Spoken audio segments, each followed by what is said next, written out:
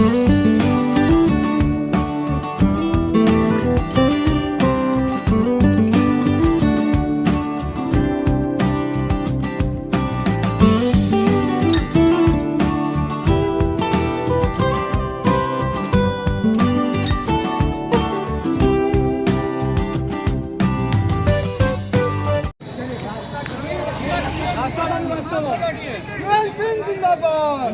साहब जिंदाबाद, एमपी साहब जिंदाबाद, एमपी साहब जिंदाबाद, एमपी साहब जिंदाबाद, एमपी साहब जिंदाबाद, एमपी साहब की बीजेपी पार्टी जिंदाबाद।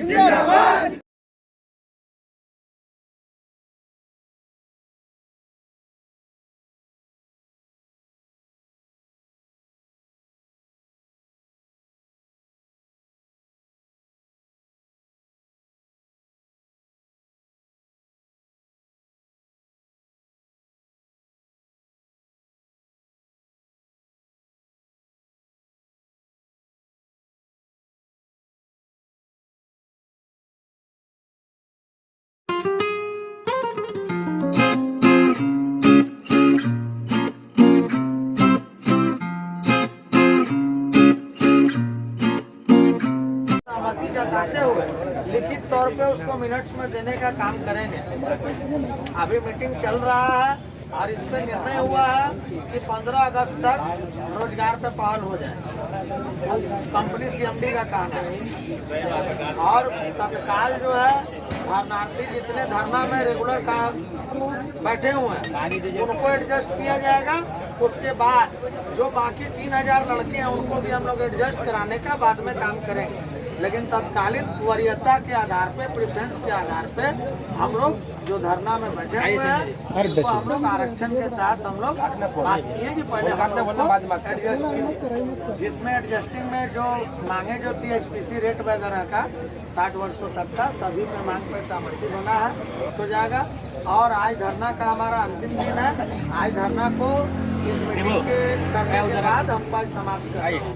अगर कंपनी 15 अगस्त तक रोजगार देने में असफल रही या कोई बहानाबाजी की तो हम लोग गेट जाम से लेकर गेट तोड़ने का काम करें, क्योंकि अब हमको झूठा आश्वासन पसंद नहीं। शासनिक हो या न्यायालय जाना हो हम जाएंगे, लेकिन धरना को आज हमको समाप्त करना होगा और लड़कों को रोजगार अगस्त तक उसको देना होगा।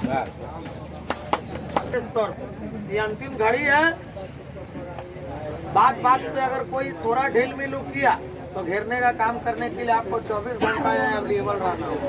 अच्छा, सीएमडी साहब इस विषय में आपको कुछ लिखित वगैरह या कोई लेटर अभी तक दिए? अभी मिनट्स बन रहा, मीटिंग जब खत्म होगा तो उसका मिनट्स बनेगा लिखित। अच्छा। वो मिनट्स हमको प्राप्त हो जाएगा। जो रिकमांड जो करेंगे वैकेंसी के लिए कि 30 वर्ष से जो बहाली नहीं हुई, जब बहाली आएगी तो 2 वर्ष का एज रिलैक्सेशन भी दिया जाएगा। जो कोविड काल से जो बहाली नहीं हुई थी उसका, जिसका एज पार हो गया, और बहाली प्रक्रिया भी चालू कराने के लिए सांसद जी आग्रह करेंगे ऑल इंडिया चेयरमैन की रेगुलर बहाली निकाला जाए, जिससे लड़कों को शामिल किया जाए।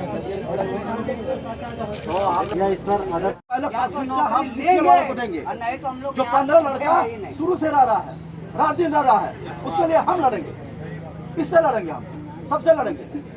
एक लड़का को प्राथमिकता मिलेगा, सीसीएल वालों को मिलना चाहिए। जो बात है जो टेंट में उपस्थित हुआ है और हम वहाँ लड़ेंगे। मैनेजमेंट से पावर मिला हमको लड़ने का। 4 लड़का का वहाँ नाम रिकमेंड हुआ है। कभी भी हमारे अप्रेंटिस को कोई दुख होगा तो हम लोग लिख पाएंगे।